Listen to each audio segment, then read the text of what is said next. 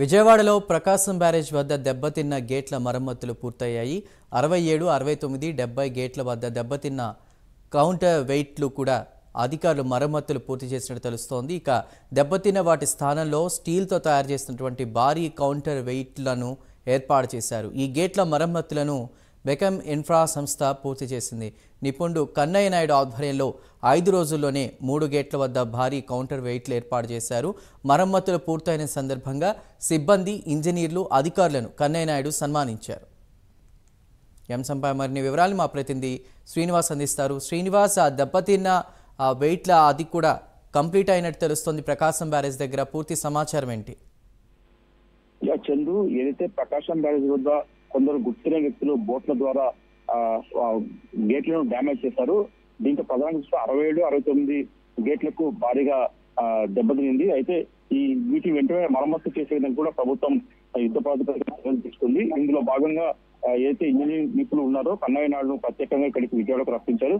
ఆయన ఆధ్వర్యంలో కూడా ఇక్కడ విజయవాడ బ్యారేజ్, ప్రకాశం బ్యారేజ్ గేట్లను కూడా మరమ్మతు పనులు చేయించారు. అయితే వాస్తవంగా 15 రోజుల్లో ఈ గేట్లను ఏర్పాటు చేయాలని చెప్పి కూడా ఒక టార్గెట్ గా పెట్టుకున్నారు. అయితే అంతకు ముందుగానే ఒక ఛాలెంజ్ గా తీసుకొని దాదాపు 7-8 రోజుల్లోనే కూడా ఈ 3 గేట్లను కూడా కన్నయ్య నాయుడు ఆధ్వర్యంలో ఇరిగేషన్ అధికారులు కలిసి మొత్తం మీద కూడా ఈ రోజు విజయవంతంగా కూడా 3 గేట్లను కూడా అక్కడ రీప్లేస్ చేయడం జరిగింది.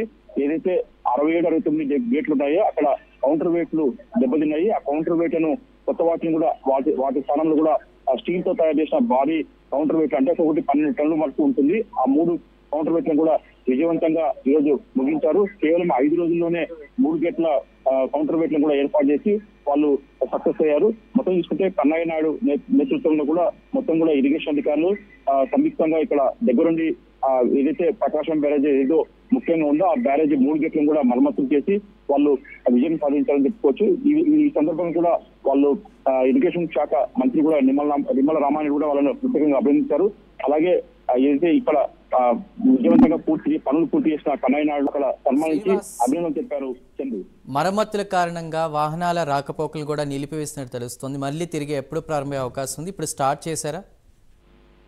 అయితే చందు, ప్రధానంగా చూసుకుంటే అక్కడ అటు ప్రకాశం బ్యారేజ్ కి ఇటు అటు అంటే అటు కొన్ని గ్రామాలు ఉన్నాయి, కొన్ని కాలనీలు ఉన్నాయి. ఇక్కడ పనులు చేస్తున్న సందర్భంగా కూడా ఎక్కడ ఆటంకం కలగకుండా పోలీసులు 3 వైపులా కూడా రహదారులకు ట్రాఫిక్ ఆంక్షలు పెట్టారు. ఎవరు కూడా స్థానికులు అటువైపు వెళ్లకుండా, అంటే ఎందుకంటే ఒకవైపు కృష్ణా వరద ముంపు ఉంది, మరోవైపు ప్రకాశం బ్యారేజ్ గేట్ల మరమ్మతులు కొనసాగుతున్నాయి. కొందరు వినాయక చవితి సందర్భంగా కూడా కొందరు నిమజ్జనం చేసేందుకు కూడా అక్కడికి పెద్ద ఎత్తున తరలి వస్తున్నారు. ఈ నిమజ్జనం కూడా అక్కడ ఎటువంటి ప్రమాదం, అంటే ఇంజనీరింగ్ నిపుణులు చేస్తున్న ఏదైనా పెద్ద బ్యారికేడ్ల ద్వారా పొక్కుల ద్వారా పనులు చేస్తున్నారు కాబట్టి అక్కడ ఇబ్బంది కలగకుండా కూడా అక్కడ ట్రాఫిక్ ఆంక్షలు పెట్టారు. స్థానికులు ఎవరిని అటువైపు వెళ్లకుండా కూడా వాళ్ళు పూర్తి చేశారు. 6 రోజుల పాటు ఈ పనులు పూర్తి చేశారు. అయితే ఈ పనులు ఇంకా ఒక రోజు ఉన్నాక పూర్తి స్థాయిలో ముగిశాక అక్కడ ట్రాఫిక్ ఆంక్షలు చేసి స్థానికులని అక్కడికి అనుమతించే అవకాశం ఉంటుంది. ప్రకాశం బ్యారేజ్ వరకు వాహనాలు రాకపోకలు కొనసాగించే అవకాశం ఉంటుంది. Chandu. Right Srinivas, thank you.